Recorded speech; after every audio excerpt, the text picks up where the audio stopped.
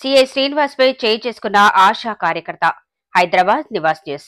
హైదరాబాద్ కోటి డిఎంఈ కార్యాలయం ఆవరణలో సోమవారం ఆశా వర్కర్లు ఆందోళన చేపట్టారు.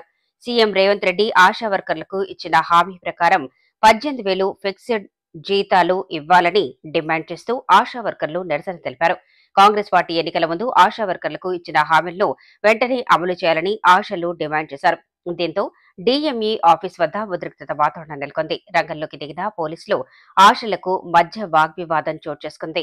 ఈ నేపథ్యంలోనే వారికి నచ్చజెప్పేందుకు ప్రయత్నించిన ఏసీపీ శంకర్ ను ఆశా కార్యకర్తలు చుట్టుముట్టారు. దీంతో పోలీసులు ఆశా వర్కర్లను అరెస్ట్ చేసి అదుపులోకి తీసుకున్నారు. ఈ నేపథ్యంలో ఓ సంఘటన చోటు చేసుకుంది.